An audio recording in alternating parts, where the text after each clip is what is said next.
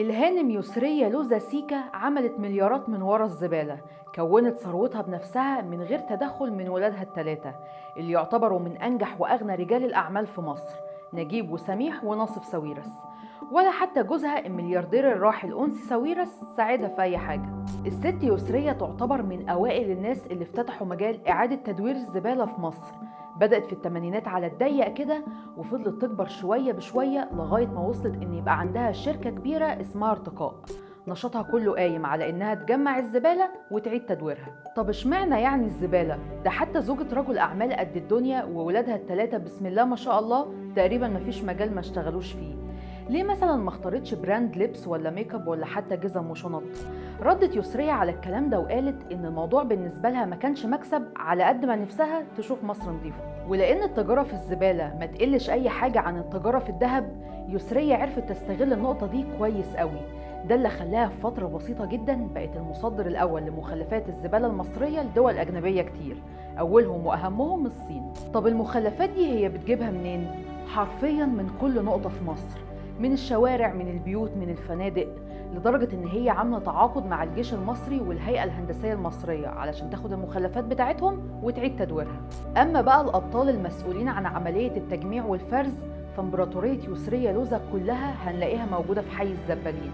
هناك هنلاقي عدد كبير جدا شغال لحسابها، متقسمين بين الناس اللي بتجمع الزبالة من المولات والأحياء والمطاعم للناس المسؤولة عن فرز الزبالة وتقسيمها.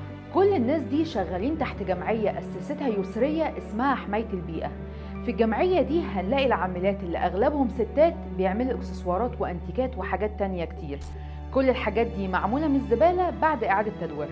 الفكرة بقى إن الحاجات دي مش بس بتتباع في مصر، دي كمان بتتباع بره مصر في معارض في دول أجنبية كتير وبعملات مختلفة. يعني المكسب بيبقى باليورو والدولار والين الياباني كمان. وطبعا الاستفادة دي ما كانتش ليها لوحدها، يسرية كانت حريصة إن زي ما استثمرت في الزبالة وعملت من وراها مليارات الدولارات، هي برضو وفرت لكل الناس اللي شغالين في حي الزبالين بيوت ليهم هم وأسرهم، وكمان شغل بمرتب ثابت.